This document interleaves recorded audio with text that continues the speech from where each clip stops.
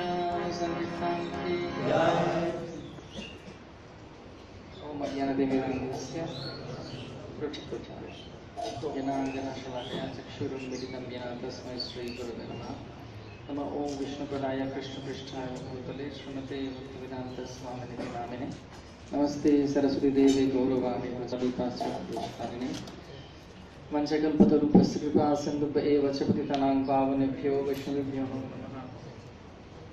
जय श्री कृष्ण चैतन्य प्रभु नित्यानंद श्री गदाधर शिवासादि गौर भक्तवृंद। हरे कृष्णा कृष्णा कृष्णा हरे हरे, हरे राम राम राम हरे हरे। मुखं करोति वाचालं पंगुर्लंघायते गिरिं यत्कृपातमहं वन्दे परमानन्दमाधवं श्री चैतन्य ईश्वरं श्री गुरु दीनतारिणं। इस क्लास शुरू করার আগে একটা কথা, সেটা হচ্ছে যে মালা যখন দেয়া হয়, মালা কেন দেয়া হয় কে বলতে পারবে? হ্যাঁ, ভগবানের মালা তো ওটা কিভাবে গ্রহণ করা উচিত? হ্যাঁ, কিসের সঙ্গে? যখন কেউ কীর্তন করছে বা চোখ বন্ধ করে আছে, সে গ্রহণ করতে পারবে? কখন মালা দেওয়া উচিত? হ্যাঁ, এমন সময় মালা দেওয়া উচিত যখন সে ভালোভাবে সেটা গ্রহণ করতে পারবে। বোঝা গেছে? এটা একটা রিচুয়াল বা নিয়ম নয় এই মালা পরাতে হবে, পরিয়ে দিলেই ব্যাস আমার কাজ শেষ। না, আমি তোমাকে বলছি না, আমি সবাইকে বলছি যে মালা দিতে হবে এমন সময়। এটা হচ্ছে কৃপা। নমস্তেষু দামনে সুরজিৎকি দামনে তদি উদরায়ত বিশ্বস্ত ধাম নমো রাধিকা ওই তদীয় প্রিয়া ওই নমনন্ত লীলায় দেবায় তুভ্যম। এগুলো তদীয়। তদীয় মানে হচ্ছে ভগবানের সঙ্গে সম্পর্কিত যে কোনো জিনিস বা যে কোনো বস্তু হচ্ছে অত্যন্ত বিশেষ, এবং তাদেরকে এমনভাবে গ্রহণ করা উচিত যেন স্বয়ং কৃষ্ণকে আমরা যেভাবে গ্রহণ করি সেই জন্য। এই জন্য ভাগবত ক্লাসে যে মালা দেওয়া হয় ভগবানের রঙের। উদ্ধবকে জানো? উদ্ধব কে ছিলেন? কে ছিলেন? হ্যাঁ, খিদে পেয়ে গেছেন নাকি? হ্যাঁ, উনি সখা ছিলেন আর জ্ঞাতি, মানে সম্পর্কিত ছিলেন, আত্মীয় ছিলেন। তো উনি ভগবানের সবকিছু ব্যবহৃত জিনিস ব্যবহার করতেন। এমন কিছু জিনিস ছিল না যে এটা উনি ব্যবহার করতেন না। কৃষ্ণ প্রতিদিন নতুন জামা পরতেন। হরে কৃষ্ণ। কোনদিন 124 বছর ভগবান এই দিব্য লীলা করেছেন এই পৃথিবীতে, প্রত্যেক দিন নতুন কাপড় পরতেন, রিপিট হতো না। কাপড় কাঁচা শুকনো ওইসবের ব্যাপার স্যাপার। আর যেটা পেতেন, যেটা উচ্ছিষ্ট থাকতো, সেটা কে নিতেন? উদ্ধব এবং ওনার বন্ধুরা নিতেন। সেজন্য মালা যখন আমরা দেবো কাউকে, এটা শুধুমাত্র একটা নিয়ম নয়, এটা একটা আশীর্বাদ। বিগ্রহ মালা পাঠাচ্ছেন, ভগবান মালা পাঠাচ্ছেন, সেই মালা পরে আশীর্বাদে পুষ্ট হয়ে তখন কিছু বেরোবে, রাইট? সেজন্য এমন কোন সময় মালা পরানো উচিত? যখন প্রবক্তা সেটা ভালোভাবে গ্রহণ করতে পারে। ঠিক আছে? শেখা গেছে একটা জিনিস, হ্যাঁ কি না? সেই জন্য আমার গুরুদেব শ্রীলতা কৃষ্ণ গোস্বামী মহারাজ একবার এরকম মালা পরিয়ে দিয়ে যেভাবে মানে কীর্তন করছেন, চমকে গেছেন কি করার। তখন উনি বলেছিলেন যে এটা একটা রিচুয়াল নয় বা এটা একটা নিয়ম নয়, এটা একটা শ্রদ্ধার জিনিস। তো কোনোদিন যখন কাউকে মালা পরাতে হবে, কিভাবে করতে হবে? সামনে দিয়ে যেতে হয় যে আমি আনছি কৃপা, আপনি এটাকে গ্রহণ করুন, এপাশ ওপাশ নয়। অনেক সময় অনেক জায়গায় চমকে যেতে হয়, হঠাৎ করে গলায় কি পড়লো। কিন্তু সামনে থেকে আনা উচিত মালা, যাতে উনি খুব ভালোভাবে রিসিভ করতে পারে। হরে কৃষ্ণ। আমি খুব খুশি চট্টগ্রামে এসে। আমি প্রথমবার এখানে এসেছি, এখানে গৌরনিতাই রয়েছেন এবং অডিয়েন্সে গৌরনিতাই প্রথমবার দেখছি। ক্লাস এদিকে হলে ভালো হতো, যাতে গৌরনিতাইকে পেছন হয়ে যাচ্ছে সবার, রাইট? এটা আরেকটা শিক্ষা। প্রভুপাদ বলেছেন আমাদের কোনোদিন বিগ্রহকে পেছন করা যাবে না। বিগ্রহকে কিভাবে করতে হবে? পাশ দিয়ে সাইড দিয়ে করলে বেটার। তো এখানে ক্লাস হলে ভালো হতো বা এইদিকে ক্লাস হলে ভালো হতো, যাতে সব ভক্তরা ঘুরে। তোমরা একটু ঘুরে যেতে পারবে কি? যারা পিঠ, ভগবানকে পিঠ দেখাতে নেই, আর শিব বিগ্রহের ছায়া, তুলসী মারানির ছায়া, বৈষ্ণবদের ছায়া কোনোদিন মানাতে নেই। হ্যাঁ, তো সেটা হচ্ছে ধৃষ্টতা। সেই জন্য বোঝা গেছে, সেই দুটো জিনিস আজকে আমরা শিখলাম। কি কি শিখলাম, কিভাবে? কারণ আমি জানি যে তোমরা অনেক দায়িত্ব নেবে ভবিষ্যতে ভগবানের জন্য, ইসকনের জন্য। তো আমি চেষ্টা করছি, আমার যে অভিজ্ঞতা আছে, আমি যে ভুলগুলো করেছি যাতে তোমরা সেই ভুলগুলো না করো। তো সেই জন্য 64 কলার কথা বলা হচ্ছে। ভক্তির বিভিন্ন অপরাধ, ভক্তির বিভিন্ন যেগুলো আমাকে দূরে থাকতে হয়, তার মধ্যে একটা হচ্ছে শ্রী বিগ্রহকে পিঠ দেখাতে নেই। গণ্যমান্য কোনো ব্যক্তি এসেছে, তুমি পিঠ দেখিয়ে বসে আছো, করা যায় না। না, তো ভগবান পুরুষোত্তম শ্রী গৌরনীতায় ওনাকে কখনো পিঠ দেখাতে নেই, ওনাকে সম্মান দেওয়া উচিত। ওকে, তো আমি আজকে বেনুধারী প্রভু কিসের উপর আলোচনা করেছেন? হ্যাঁ, অশ্রুতপক্ষ ব্যক্তির উপর আলোচনা করেছেন। ওকে, হ্যাঁ, কিভাবে কথা বলা, তো আমাদের কালকের সেমিনার উনি দিয়ে দিয়েছেন আজকে। তো যাই হোক, আজকে আমি অন্য জিনিস মানে পছন্দ করেছিলাম। তারপরে আমি ভাবছিলাম রাত্রেবেলা কি যেটা আমি করেছি সেটা কি ঠিক, আমি কোন বিষয়ের উপরে বললে আমার ভালো লাগবে আর তোমাদেরও ভালো লাগবে শুনে। এরাও যখন চিন্তা করছে যে সকালবেলা ঘুম থেকে উঠেছি, ঘুম থেকে উঠে আমার মোবাইলে একটা অ্যালার্ট দেয়া আছে বৈষ্ণব তিথি, বৈষ্ণব দিনগুলো বিশেষত। তা আমি হঠাৎ করে টিং টিং একটা আওয়াজ হয়েছে, তাহলে খুলেছি, খুলে দেখি আজকে ছিল জয়দেব গোস্বামীর তিরোভাব তিথি।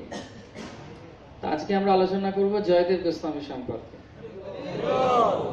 দুপুরবেলা চাণক্য পণ্ডিত বলছেন, সকালবেলা মানুষের জীবনে, সকালবেলা সব মানুষের কি করা উচিত না, সকালবেলা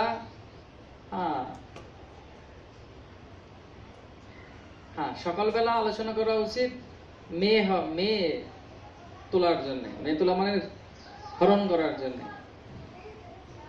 মানে মেয়েদেরকে ওঠানোর কথা আলোচনা করা উচিত। দুপুরবেলা আলোচনা করা উচিত চুরি নিয়ে, চোরেদের সম্পর্কে আলোচনা করা উচিত। আর রাত্রেবেলা জুয়া নিয়ে আলোচনা করা উচিত। তো এইভাবে যদি কেউ ভাবে যে আরে চাণক্য পণ্ডিত একজন পণ্ডিত ব্যক্তি হয়ে এরকম ভাবে আলোচনা করছেন কেন, একটা সুন্দর শ্লোক আছে। সকালবেলা মেয়ের চুরি আলোচনা করা উচিত, মেয়েদের কিভাবে ওঠাতে হবে, চুরি করতে হবে। দুপুরবেলা চোরেদের সম্পর্কে আলোচনা করা উচিত। আর রাত্রেবেলা কি আলোচনা করা উচিত? জুয়া নিয়ে আলোচনা করা উচিত। এইভাবে দিন ব্যতীত করা উচিত মানুষের। কি সুন্দর না? মেয়ে চুরি মানে যে সীতাহরণ, রামায়ণ আলোচনা করা উচিত সকালবেলা। আর দুপুরবেলা চুরি মানে হচ্ছে কৃষ্ণ মাখন চুরি করতেন, বৃন্দাবন লীলা আলোচনা করা হয়েছে, ভাগবতম দুপুরবেলা আলোচনা করা হয়েছে। আর রাত্রেবেলা দুধ ক্রীড়া মানে মহাভারত নিয়ে আলোচনা করা হয়েছে। তো এইভাবে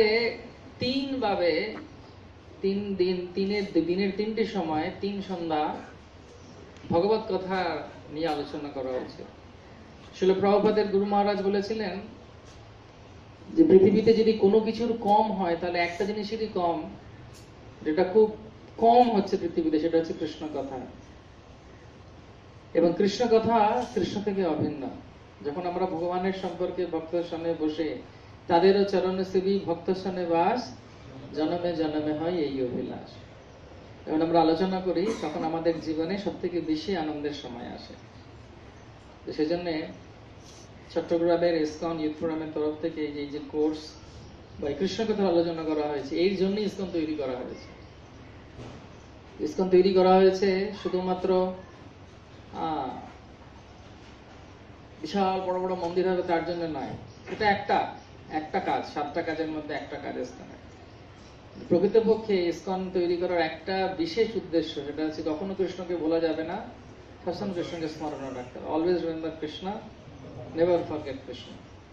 তো সেই জন্য যত হরি কথা শোনা হবে, যত আমরা হরিনাম করব, যত কৃষ্ণ নাম করব, ততই আমাদের জীবনে মঙ্গল হবে।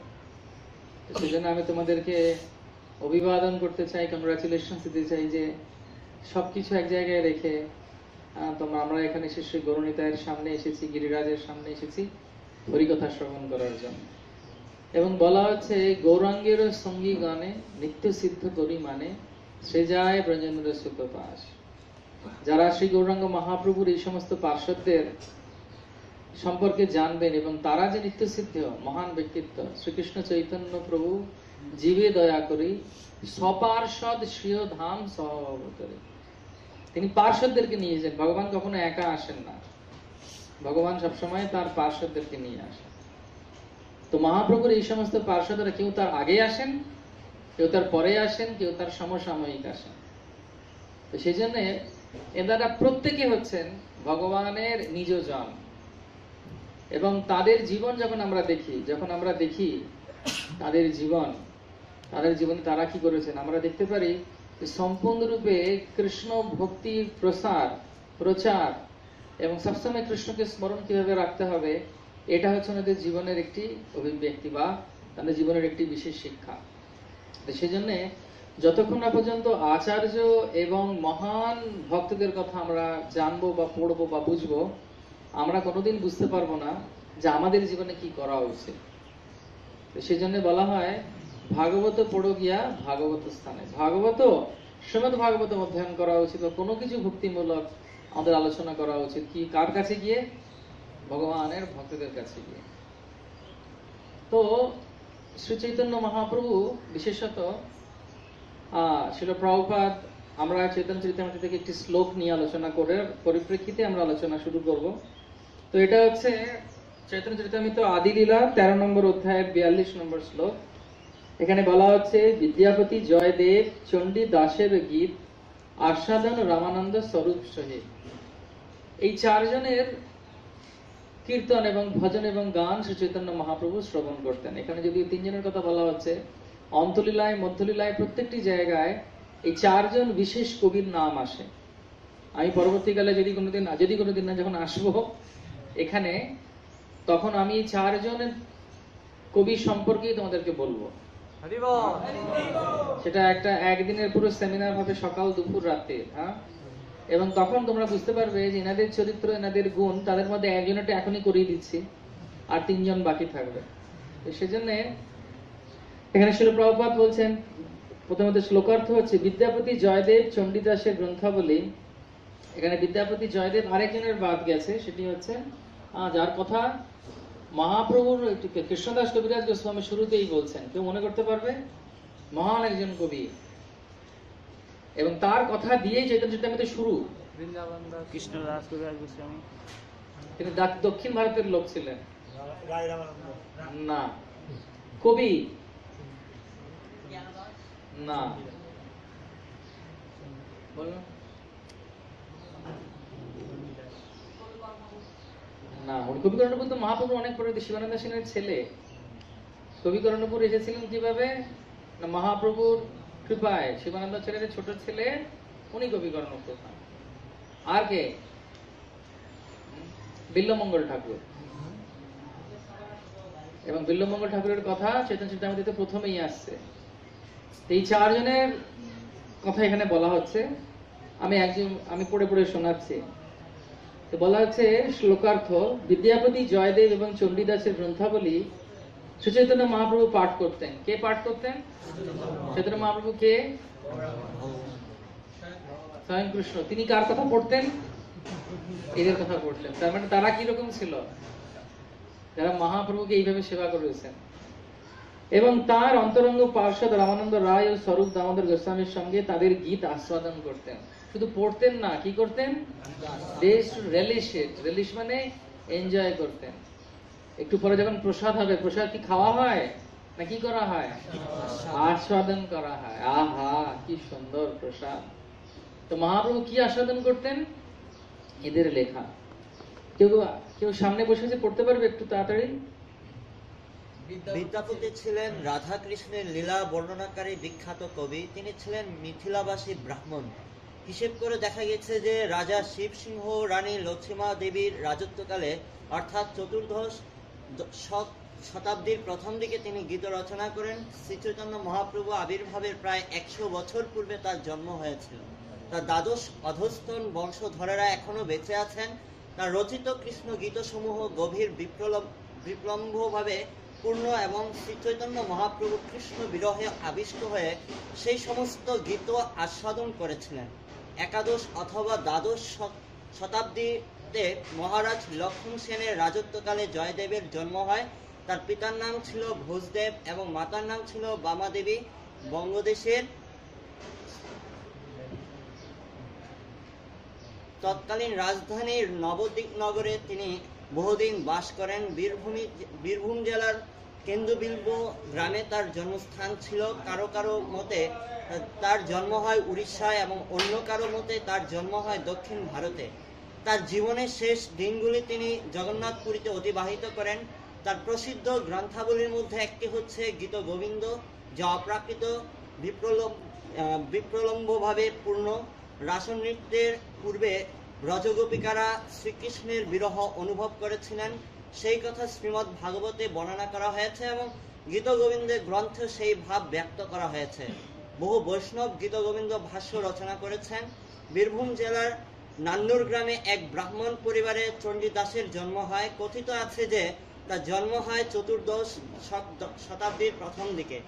সম্ভবত চণ্ডীদাস ও বিদ্যাপতির মধ্যে গভীর বন্ধুত্ব ছিল, কেননা তাদের লেখায় অপ্রাকৃত বিপ্রলম্বরস প্রচুর ব্যক্ত হয়েছে। চণ্ডীদাস ও বিদ্যাপতি তাদের লেখায় যে ভাব বর্ণনা করেছেন, শ্রী চৈতন্য মহাপ্রভু সেই ভাব প্রদর্শন করেছেন।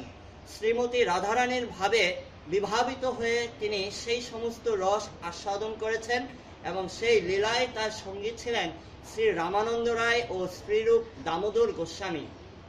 শ্রী চৈতন্য মহাপ্রভু এই দুইজন অতি অন্তরঙ্গ পার্শ্বদ মহাপ্রভুকে শ্রীমতী রাধারানীর ভাবে বিভাবিত হতে অত্যন্ত সাহায্য করতেন। এই সম্পর্কে শ্রীল ভক্তি সিদ্ধান্ত সরস্বতী ঠাকুর মন্তব্য করেছেন যে বিদ্যাপতি, চণ্ডীদাস ও জয়দেবের গ্রন্থাবলী থেকে শ্রী চৈতন্য মহাপ্রভু যে বিপ্রলম্ব রস আস্বাদন করেছিলেন, তাতে কেবল শ্রী রামানন্দ রায় ও স্বরূপ দামোদরের মতো পরমহংসদেরই অধিকার রয়েছে। শ্রী চৈতন্য মহাপ্রভুর লীলা অনুকরণ করে সাধারণ মানুষদের এই সমস্ত বিষয়ে আলোচনা করা উচিত নয়। ভগবত ভক্তিবিহীন ইন্দ্রিয় তর্পণ পরায়ণ তথাকথিত শিক্ষিত মানুষদের এবং জাগতিক কবিতা সমালোচক ছাত্রদের এই অতি উচ্চ স্তরের অপ্রাকৃত সাহিত্য পাঠ করা উচিত নয়। যে সমস্ত মানুষ ইন্দ্রিয় সুখ ভোগের প্রতি লালায়িত, তাদের রাগানুরাগ ভক্তির অনুকরণ করার চেষ্টা করা উচিত নয়। বিদ্যাপতি, চণ্ডীদাস ও জয়দেব তাদের কবিতায় পরমেশ্বর ভগবানের অপ্রাকৃত লীলাবিলাসের কথা বর্ণনা করেছেন। জড় বিষয়াসক্ত আরেকজনকে পড়ো, অনেকক্ষণ পড়ছে। জড় বিষয়াসক্ত সমালোচকেরা বিদ্যাপতি, চণ্ডীদাস ও জয়দেবের গীতিসমূহের যে আলোচনা করেন, তার ফলে জনসাধারণ লম্পটে পরিণত হয় এবং জগতে বেবিচার ও নাস্তিকতা বৃদ্ধি পায়। রাধাকৃষ্ণের অপ্রাকৃত লীলাবিলাসকে প্রাকৃত নায়ক নায়িকার কাম ক্রীড়া বলে মনে করে ভুল করা উচিত নয়। নায়ক নায়িকার প্রাকৃত কাম ক্রীড়া অত্যন্ত জঘন্য। তাই যারা দেহাত্ম বুদ্ধিযুক্ত ও ইন্দ্রিয় তর্পণে রত, তাদের ক্ষেত্রে রাধাকৃষ্ণের লীলার যে কোনো রকম আলোচনা সম্পূর্ণভাবে নিষিদ্ধ। হরি বল। শিল প্রভুপাদ কি। তো এখানে একটা বিষয় শিল প্রভুপাদ খুব স্পষ্টভাবে উল্লেখ করেছেন, সেটা বোঝা যায় যে এই সমস্ত চারজন কার কার কার কার লেখা মহাপ্রভু শুনতেন। এক নম্বর, এক মিনিট, এটাই আমি শুনবো, আমি বলে দিচ্ছি। প্রথম হচ্ছেন বিদ্যাপতি, দ্বিতীয় হচ্ছেন চণ্ডীদাস, তৃতীয় হচ্ছেন বিল্লমঙ্গল ঠাকুর, চতুর্থ হচ্ছেন জয়দেব। বাপ যাকেই আগে যাকেই ফরক করে কোনো অসুবিধা নেই। তো এই চারজনের লেখা, মহাপ্রভুর কাছে যে সমস্ত লেখা আসতো, সেই সমস্ত এই চারজনকে মহাপ্রভু খুব পছন্দ করতেন। কেন পছন্দ করতেন? তার অনেকগুলো কারণ আছে, তার মধ্যে বিশেষ দুটি কারণ আজকে আমরা আলোচনা করব। মহাপ্রভু পছন্দ করতেন তার চৈতন্য মহাপ্রভুর কাছে শুধুমাত্র ভক্তরাই নয়, বিভিন্ন লেখকও আসতেন মহাপ্রভুর কাছে। লেখা পড়ে গান রচনা করে আনতেন, লেখা রচনা করে আনতেন, কবিতা রচনা করে আনতেন। তো তো মহাপ্রভুর একজন সেক্রেটারি ছিল, তার নাম কি ছিল? স্বরূপ দামোদর। তিনি সেই লেখাগুলোকে পরীক্ষা করে বিচার করতেন। বিচার করে যদি তার মধ্যে দোষ পাওয়া যেত, দু রকমের দোষ হয় লেখায়, যেটা গৌড়ীয় বৈষ্ণবরা গ্রহণ করে না। ভালো করে মনে রাখবে এই দুটো। একটা হচ্ছে সিদ্ধান্ত বিরোধ, এটা একটা দোষ, আর একটা হচ্ছে রসাভাস। তো রসাভাসের কথাটা আমি আগে বলবো। রসাভাস কি? এই দুটো যদি দোষ থাকে ওই লেখার মধ্যে, রচনার মধ্যে, গানের মধ্যে, কবিতার মধ্যে, সেটা মহাপ্রভুর কাছে পৌঁছাতো না, তার আগে রিজেক্ট করে দেওয়া হতো। কে রিজেক্ট করতেন? স্বরূপ দামোদর। স্বরূপ দামোদর লেখার দেখে বুঝতে পারতেন এর মধ্যে কি দোষ আছে কিনা। তো রসাভাস মানে হচ্ছে, সোজা ভাষায় বোঝাতে গেলে, পান্তা ভাতে কেউ ঘি দিয়ে খায়? কোন ভাতে ঘি দিয়ে খায়? গরম ভাতে কেউ জল দেয় না। এটা হচ্ছে রসাভাস। বোঝা গেছে? এর করো কি? এটা হচ্ছে রসাভাস। এটা খুব গ্রস বা জড়ো ভাবে আমি মানে বোঝাবার চেষ্টা করলাম। ঠিক সেরকম ভাবে 5টা রস আছে: শান্ত, দাস্য, সাক্ষ্য, বাৎসল্য আর মাধুর্য।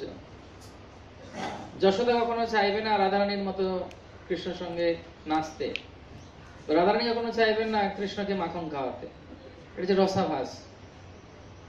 এইগুলো হচ্ছে রসাভাস। বোঝা গেছে কি? আর সিদ্ধান্ত বিরোধ মানে ভগবান আর আমরা এক,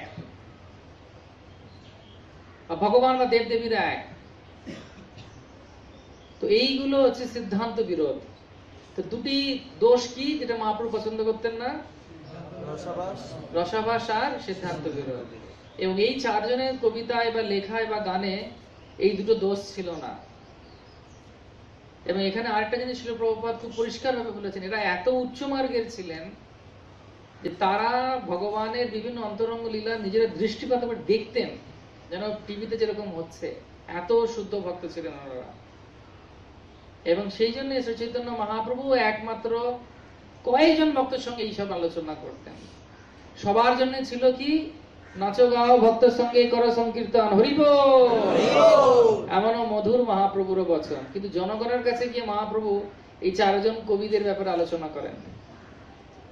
জয়দেব গোস্বামী বিদ্যাপতির গান যখন উনি যে কেউ গাইছে, একবার জগন্নাথপুরীতে একজন নর্তকী দেবদাসী, সে দেবদাসী, জগন্নাথপুরীতে দেবদাসী থাকতেন, তার স্ত্রীরা কি করতেন?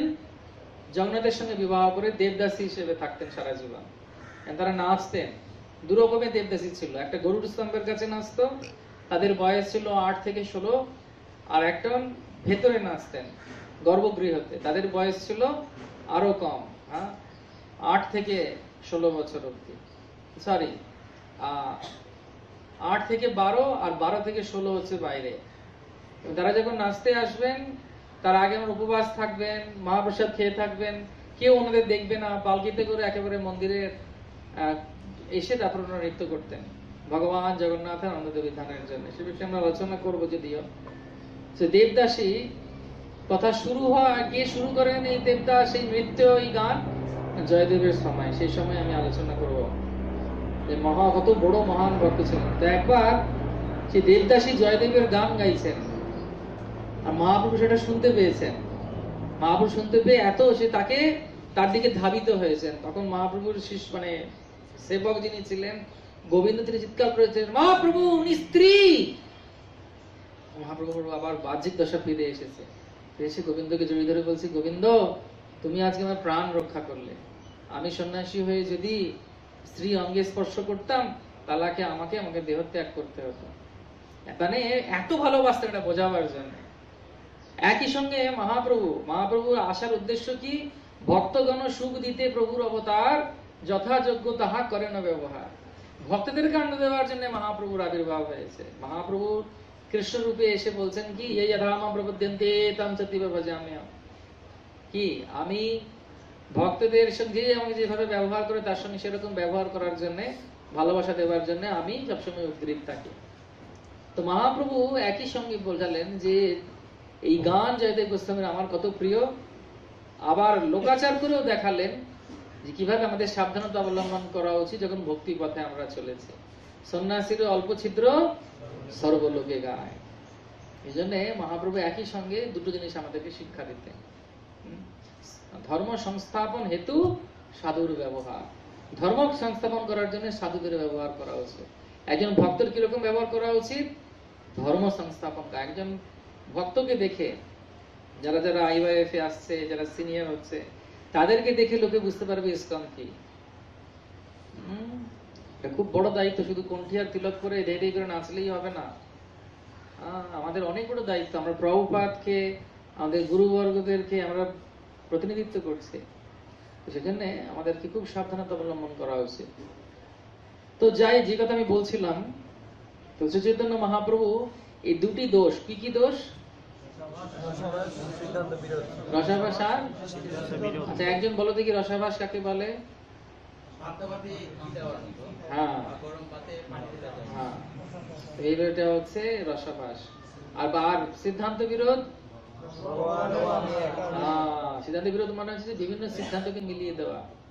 ঈশ্বর পরম কৃষ্ণ সচ্চিদানন্দ বিগ্রহ, আমরাও সবাই কাছাকাছি কোনো বিগ্রহ হব, এটা হচ্ছে রসাভাস। ভগবানের সঙ্গে আমাদের কোনোদিন মিল হবে না। জীবের স্বরূপ হয়ে কৃষ্ণ নিত্যদাস, এটা হচ্ছে আমাদের সম্পূর্ণরূপে প্রকৃতি। তো যাই হোক, শ্রী চৈতন্য মহাপ্রভু আসার প্রায় 300 থেকে 400 বছর পূর্বে এখানে প্রভুপাদ খুব সুন্দরভাবে এদের সম্পর্কে তার তাৎপর্য বলছেন। জয়দেব গোস্বামীর আবির্ভাব হয় কোথায় না, অনেক মত আছে, কারণ সবাই এত ভালোবাসে ওনাকে। যে যাকে ভালোবাসে বলে সে আমার বাড়ির ছেলে, আমি চিনি। জয়দেব এমন ছিলেন, সবাই বলে উনি আমাদের। যে বদমাইশ তাকে কে বলবে? কেউ নিজের করতে চায়? যে দুষ্ট লোক তাকে কেউ বলবে ও আমার না। কিন্তু যে খুব ভালো মানুষ, সবাই বলবে আমি তো চিনি, আমার বাড়িতে কে গেছেন, আমার বাড়িতে পড়ে আছেন, আমার বাড়িতে ঘুমোতে আসতেন, উনি আমাকে সবকিছু করেছেন। তো ভক্তিবিনোদ সরস্বতী ঠাকুর একটা গল্প বলেন, কি? ন্যাংটা পাঁচু। ন্যাংটা পাঁচুর গল্প শুনেছ? কারা কারা শুনেছে? শুনতে চায় কারা? ন্যাংটা পাঁচু মানে কি? নেকেড পেঞ্চো, এটা ইংলিশে অনুবাদ হয়েছে। ন্যাংটা পাঁচু মানে কি? একজন বিদেশি সময়ে, ব্রিটিশ সময়ে একজন বাঙালি, সে ম্যাজিস্ট্রেট হয়েছে। তো ম্যাজিস্ট্রেট যখন হয়েছে, তখন গ্রামে খবর গেছে যে আমাদের পাড়ার ছেলে ম্যাজিস্ট্রেট হয়েছে। তো সবাই বলছে ও পাঁচু, ও ম্যাজিস্ট্রেট হয়েছে, তো আমার বাড়িতে ন্যাংটা হয়ে ঘুরে বেড়াতো। সবাই তখন ওকে আপন করে নিচ্ছে, সবাই তখন তাকে চেনে। যেরকম ভাবে বলা হয়, যেমন ধরুন গুরু মহারাজরা যদি কেউ আসে, গুরু মহারাজ যদি কেউ আছে কোনোদিন বা আসে, আমরা আমার বাড়িতে প্রসাদ পেয়েছেন, আমার বাড়িতে থেকেছেন, আমি দিয়েছি, এটা করেছি, কারণ ভালোবাসি বলে। তো প্রভুপাদ এখানে কেন বোঝাবার চেষ্টা করছেন? এই শ্লোকের মাধ্যমে প্রভুপাদ বোঝাবার চেষ্টা করছেন যে জয়দেব গোস্বামীকে কেউ কেউ বলে তিনি দক্ষিণ ভারতের, দক্ষিণ ভারতের লোকেরা বলে ওরা আমাদের, উড়িষ্যা লোকেরা বলে আমার, বাংলা লোকেরা বলছেন উনি বীরভূমে। তো অনেক মতামত। কেন মতামত? কারণ লোক যা এই নিয়ে একজন মহাভাগবত। সবাই চাইবে কি? সবাই চাইবে যে সে আমার হোক।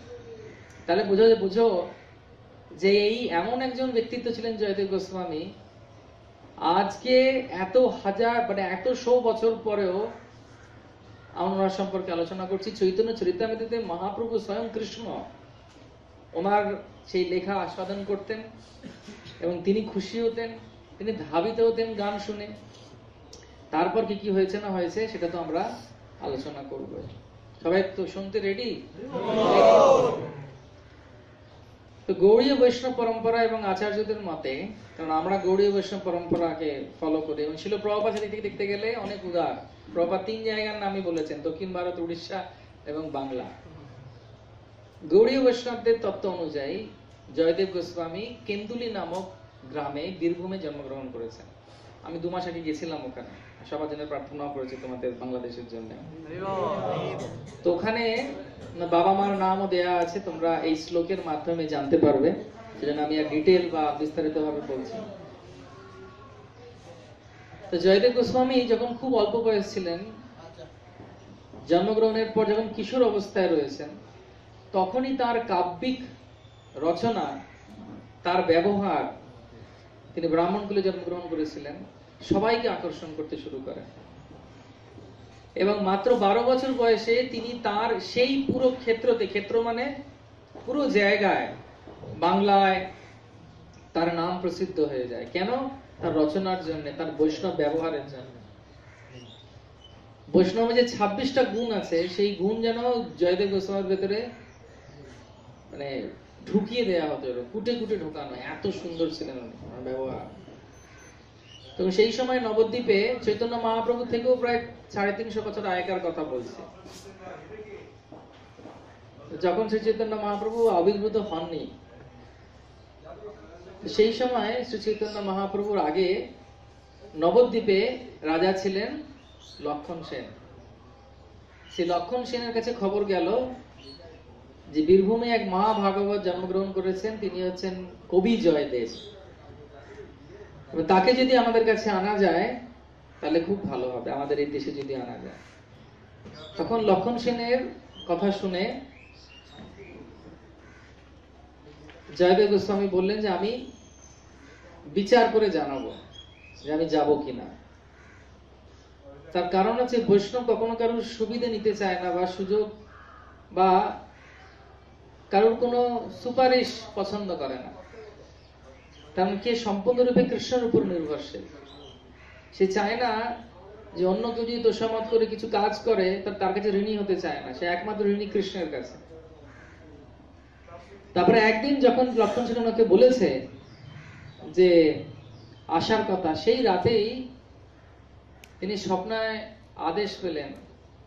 তার কাছে শ্রীকৃষ্ণ নিজে এসেছিলেন, এসে স্বপ্নে বলেছিলেন যে আমি খুব তাড়াতাড়ি অবতীর্ণ হব, আমি চাই যে তুমি নবদ্বীপে থাকো, আমি নবদ্বীপে অবতীর্ণ হব। তিনি গৌরাঙ্গ স্বরূপে তিনি দর্শন দিয়েছিলেন জয়দেব গোস্বামীকে। তখন জয়দেব গোস্বামী দুটো শর্ত রাখলেন লক্ষণ সেন রাজার কাছে, যে আমি সভাকবি হব না। সভাকবি মানে হচ্ছে টাকা নিতে হবে আর তোমার হয়ে কাজ করতে হবে। বলছে আমি তোমার হয়ে কাজ করতে পারবো না, আমি আমার মতো ভজন সাধন করব, এবং তুমি যদি চাও তোমার রাজত্বে আমি থাকবো। মানে ভেতরকার কথা আর বলেননি। এবং আমাকে চম্পাহাটি বলে যে জায়গাটা, ওই জায়গাটা, ওইখানে জায়গাটা খুব সুন্দর, আমি ওখানে থাকবো। তো চম্পাহাটিতে জয়দেব গোস্বামী, ওটা হচ্ছে কৃষ্ণের একজন সুখীরই বাগান। কৃষ্ণ লীলায়, গৌর লীলায় আমার মনে হয় চম্পকলতা দেবীর বাগান বাড়ি হচ্ছে, বাগান ছিল, ওখান থেকে উনি ফুল তোলেন। চম্পাহাটিতে জয়দেব গোস্বামী আসেন। চৈতন্য মহাপ্রভু আসার আগেই চম্পাহাটিতে থাকেন। 12 বছর থেকে, মানে ওইখানে থেকে প্রায় 3-4 বছর ওখানে ছিলেন নবদ্বীপে। নবদ্বীপে থাকার পর হঠাৎ ওনার কাছে একদিন আবার স্বপ্নে দেশে আদেশ হয় যে জগন্নাথ ওনাকে ডাকছেন শ্রীক্ষেত্র জগন্নাথপুরীতে। তখন তিনি জগন্নাথের কথা মেনে লক্ষণ সেনের কাছে আদেশ নিয়ে, আদেশ মানে নাকি জানিয়ে, জয়দেব গোস্বামী তিনি কোথায় যান? পুরীর দিকে রওনা হন। পুরীতে গিয়ে শ্রীক্ষেত্র জগন্নাথপুরীতে মানে একটা মন্দিরের থেকে একটু দূরে একজন ব্রাহ্মণের কাছ থেকে কিছু জমি পেয়ে সেখানে একটা কুটির মতো বানিয়ে ওখানে উনি থাকছেন। হঠাৎ একদিন সকালবেলায় মহাপ্রসাদ যা পেতেন, ওনার নাম, ওনার কবিতা, ওনার লেখা, ওনার দর্শনেই সবাই খুব মুগ্ধ হয়ে যেত। ওনার লেখা শুনতে আসতো আর সবাই ওনার জন্য মহাপ্রসাদও নিয়ে আসতো। তো মহাপ্রসাদ এবং ভগবানের কৃপা দর্শন পেয়ে উনি পুরীতেই থাকতে শুরু করেন। এমতো সময় একদিন হঠাৎ ওনার কাছে একজন ব্যক্তি এসেছে, বৃদ্ধ ব্যক্তি। তার একটা ছোট্ট মেয়েকে নিয়ে এসেছে। তো মেয়ের বয়স হবে 8-9 বছর হবে। তিনি বলছেন, সেই ব্যক্তি, বৃদ্ধ ব্যক্তি, জগন্নাথ কালকে আমার স্বপ্নে এসে বলেছেন আমার এই কন্যাকে তোমাকে দান করার জন্য। হরে কৃষ্ণ। তখন জয়দেব গোস্বামী বলছেন, কিন্তু আমি তো ব্রহ্মচারী থাকতে চাই, এই জীবনটা সম্পূর্ণরূপে কৃষ্ণের রূপে দিতে চাই, আমার তো বিবাহ করার কোনো ইচ্ছে নেই। তখন সে বৃদ্ধ বলছেন, তোমার ইচ্ছে নেই কিন্তু জগন্নাথের ইচ্ছে আছে। উনি বলছেন, হ্যাঁ জগন্নাথের ইচ্ছা আছে তো বুঝলাম না, মানে এই মেয়ে আমার রইলো এখানে, আমি আসলাম, তোমার যা ইচ্ছে তুমি কর এই মেয়েটিকে নিয়ে। কারণ কারণ জগন্নাথের এটা আদেশ, আমি অমান্য করতে পারবো না। তো মেয়েটির নাম ছিল পদ্মাবতী, সর্ব গুণ সম্পন্না মহান বৈষ্ণবী। তো সেই মেয়েটি 8-9 বছরেই অত্যন্ত সাধিকার মতো থাকতেন, সাধক মানে সাধ্বী, সুন্দরভাবে থাকতেন, জগন্নাথকে মন প্রাণ সমর্পিত করেছিলেন। তো সে মেয়েটার কাঁদতে শুরু করেছে, ভ্যাঁ ভ্যাঁ করে। ছোট্ট 8-9 বছরের মেয়ে, আর বাবা চলে গেছে ছেড়ে। তখন সে মেয়েটি বলছে যে আপনি যদি আমাকে গ্রহণ না করেন, জয়দেব গোস্বামীকে বলছেন, তাহলে আমি সমুদ্রে গিয়ে জীবন দিতে হবে, আর তো কোনো রাস্তা নেই, বাবা ছেড়ে দিয়ে গেছে, আপনি নিচ্ছেন না, তাহলে আমার একটাই পথ। কি পথ? আত্মহত্যা। জয়দেব গোস্বামী বললেন, না না, তোমার ওরকম করার দরকার নেই, আমি তোমাকে বিবাহ করব। তখন জগন্নাথের প্রসন্ন বিধানতার জন্য জয়দেব গোস্বামী সেই কন্যার পানি গ্রহণ করলেন। তিনি ছিলেন পদ্মাবতী। এবং পদ্মাবতী দেবী এত সহায়তা করতেন ওনার প্রভুকে। কাকে? জয়দেব গোস্বামীকে। যে জয়দেব গোস্বামী অত্যন্ত ভাবে প্রসন্নতা লাভ করতেন ওনার সেবায়। স্ত্রীর এরকম হওয়া উচিত, অত্যন্ত সাধ্বী, সতী, সব সময় পতির সেবা করতেন। এইভাবে দিনকাল যখন মানে যাচ্ছে এগিয়ে গিয়ে, আর জয়দেব গোস্বামী এত সুন্দর রচনা করতেন যে ওনার রচনা উনি দেখতেন সবকিছু ভগবানের লীলা সামনে হচ্ছে, সেটাই তিনি রচনা করতেন, তালপাতায় লিখতেন। তা একদিন উনি এরকম চিন্তা করছেন, দেখছেন যে কৃষ্ণ কোনো কারণে রাধারানী খুব রাগ করেছেন, যেটা প্রভুপাদ বলছেন খুব গভীরতর আলোচনা, সেটা জনসাধারণের পড়ার যোগ্যতা নেই। মহাপ্রভু সেজন্য রামানন্দ রায়ের সঙ্গে কথা আলোচনা করতেন। আমাদের ওরকম হাত দেওয়া উচিত নয় এইসব গ্রন্থে, প্রভুপাদের গ্রন্থ আমাদের পড়া উচিত। তো এমত অবস্থায় একদিন উনি দেখছেন যে হট করে যে ভগবানের উপর যেহেতু শ্রীমতী রাধারানী ক্ষুব্ধ হয়েছেন, কথা বলছেন না, তো কৃষ্ণ এসে রাধারানীর চরণ তুলে নিজের মাথায় রেখে নিয়েছেন। তখন এটা দেখে উনি একটু অবাক হয়ে গিয়ে বলছেন, এটা তো বুঝতে পারছেন শাস্ত্র বিরুদ্ধ হয়ে যাচ্ছে। তখন তিনি ওইভাবে অসমাপ্ত করে লিখে কলম আর তালপাতার পুঁথি রেখে উনি চলে গেছেন। চলে গিয়ে পদ্মাবতীকে বলছেন, তুমি ভোগ লাগিয়ে, রান্না করে ভোগ লাগিয়ে তৈরি করে রাখো, আমি স্নানান্নিক সেরে আসছি। সেদিন খুব তাড়াতাড়ি চলে এসেছেন স্নানান্নিক সেরে। এসে পদ্মাবতীকে বলছেন, তাড়াতাড়ি প্রসাদ তুমি আমাকে সেবা দাও, আমার শ্লোক মনে পড়ে গেছে। পদ্মাবতী বলছেন, ঠিক আছে, আপনি বসুন। পদ্মাবতী ওনাকে কলা পাতায় প্রসাদ দিয়েছেন। প্রসাদ দেবার পরে উনি আচমন করে, মুখ ধুয়ে আচমন করে, হস্তমুখ প্রক্ষালন করে ভেতরে গেছেন রুমে, গিয়ে বলছেন যে আমাকে বিরক্ত করবে না, আমি লিখবো। তো পদ্মাবতী একজন সতী সাধ্বী স্ত্রীর ন্যায় সেই সময় হতো, ওই একই পাতায় তিনিও প্রসাদ পেতে বসেছেন। তিনি যখন প্রসাদ পাচ্ছেন, হঠাৎ দেখছেন আরেকজন জয়দেব গোস্বামী ঢুকেছে। তখন উনি বলছেন যে উনি জয়দেব গোস্বামী পদ্মাবতী দেখে অবাক হয়ে গেছেন, কারণ সাধারণত পদ্মাবতী সবার শেষে প্রসাদ পান। বলছে, আজকে কি তোমার খুব তাড়াতাড়ি খিদে পেয়ে গেছে, তুমি আমার আগেই প্রসাদ পেতে? উনি বলছেন যে প্রভু, আপনি তো একটু আগে প্রসাদ পেলেন। তখন দুজনেই স্থির হয়ে গেছেন, কারণ দুজনেই পরম ভক্ত ভগবানের। পদ্মাবতী তিনি কোথায়? বলছে তিনি তো, তখন দুজনে দৌড়ে গেছেন। তো দৌড়ে যখন দরজা খুলেছেন, দরজা খুলে দেখছেন অত্যন্ত সুন্দর সুগন্ধ শ্রীকৃষ্ণের চরণের, তার অঙ্গের সুগন্ধ, আর কালি তখনও শুকোয়নি, ফ্রেশ একদম। তালপাতার লেখা আছে, মম শিরসি মণ্ডনম দেহি পদ পল্লব মুদারম, যে আমার শিরের, আমার মাথার মনির স্বরূপ হচ্ছে তোমার শ্রীমতী রাধারানীর শ্রীচরণ। হ্যাঁ হ্যাঁ, আমি আমার পরম ভক্তিনী শ্রীমতী রাধারানীর চরণ আমি আমার মাথায় নিয়েছি। শ্রীমতী রাধারানী কি? তখন দুজনেই সংজ্ঞাহীন হয়ে গেছে যে ভগবান নিজে লিখে গেছেন। খুব সুন্দর শ্লোকটা, আমি কিছুটাই বললাম, খুব সুন্দর শ্লোক আছে, ওই জন্মস্থানের ওখানে লেখা আছে। তো তারপর দুজনে সংজ্ঞায়ন উঠছেন, আবার মুছে যাচ্ছেন যে আমরা পদ্মাবতী তুমি কাকে সেবা করেছো। তো সেই লেখাটি, সেই গ্রন্থটি, ওনার অনেক লেখা আছে, দশবতা স্তোত্র আছে, আরো অনেক কিছু আছে, গীত গোবিন্দ আছে। গীত গোবিন্দের মধ্যে অনেক গান আছে।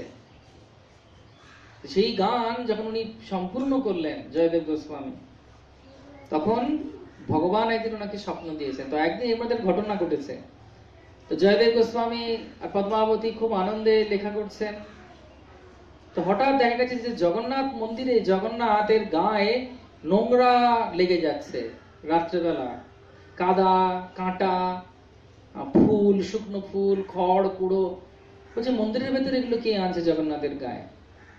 তো জয়দেব গোস্বামীর এই গীত গোবিন্দ চারিদিকে ছড়িয়ে গেছে তখন উড়িষ্যায়, সবাই গায়, এত সুন্দর লেখা। হ্যাঁ, চন্দন চর্চিত নীল কলেবর পীত বসন বনমালী, শুনেছে গানগুলো? হ্যাঁ, এই গানগুলো জয়দেব গোস্বামীর লেখা। হরির হিয়া মুগ্ধ, এইসব গানগুলো হচ্ছে ওনার লেখা। তো কোথা থেকে সবাই গায়, তো কোথা থেকে জগন্নাথের পুরো বিগ্রহের গায়ে এইরকম খড় কুটো কাঁটা কোথা থেকে আসছে?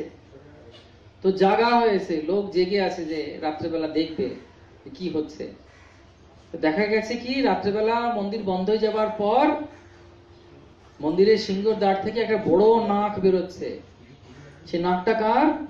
জগন্নাথের। এবং তিনি দৌড়ে দৌড়ে যাচ্ছেন। কোথায় যাচ্ছেন না, এক জায়গায় একটা বেগুনের ক্ষেতে সে মালি যে চাষ করে, সেই বেগুনের ক্ষেতে তার মেয়ে জয়দেব গোস্বামীর গান গাইছে, আর জগন্নাথ ওখানে বসে শুনছেন আর গোড়াগড়ি দিচ্ছেন প্রেমে, গৌর প্রেমানন্দে। এবং যখন এত সুন্দর গাইছে যে ভোর কখন হয়ে গেছে জানে না জগন্নাথ, তখন যেদিন ভোর হয়ে গেল, আরে লোকে তো আমাকে মন্দিরে খুঁজতে আসবেন, আমি না থাকলে মুশকিল হবে।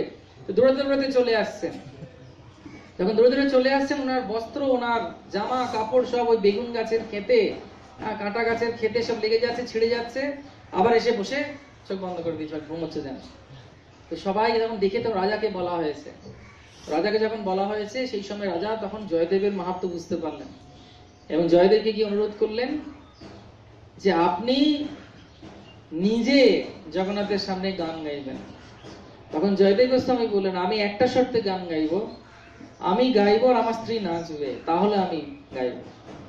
তার কারণ সারা সংসার আমি জানি ভগবানের যেহেতু জন্য আমি কাজ করেছি, ভগবানের সেবা করেছি, যতদিন পর্যন্ত গঙ্গা প্রবাহিত হবেন হিমালয় থেকে, যতদিন পর্যন্ত ভগবত গীতা এবং শ্রীকৃষ্ণ পরমেশ্বর ভগবান রূপে বিরাজিত থাকবেন, ততদিন জয়দেব গোস্বামীর নাম থাকবে। কারণ এটা হচ্ছে কীর্তি। চলত চিত্তম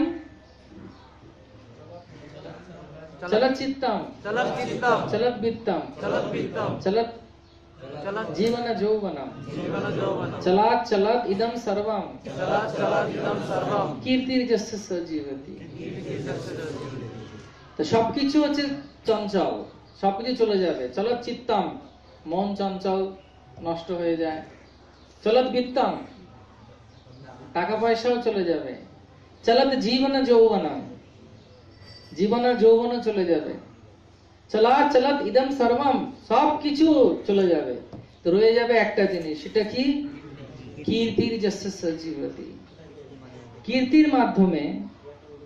কীর্তির মাধ্যমে সেই ব্যক্তি বেঁচে থাকতে পারবে সবসময়। সেজন্য চাণক্য পণ্ডিত বলছেন, চলত চিত্তম চলত বিত্তম চলত জীবন যৌবনম চলাৎ চলাৎ ইদম সর্বম কীর্তির যস্য সজীবতি।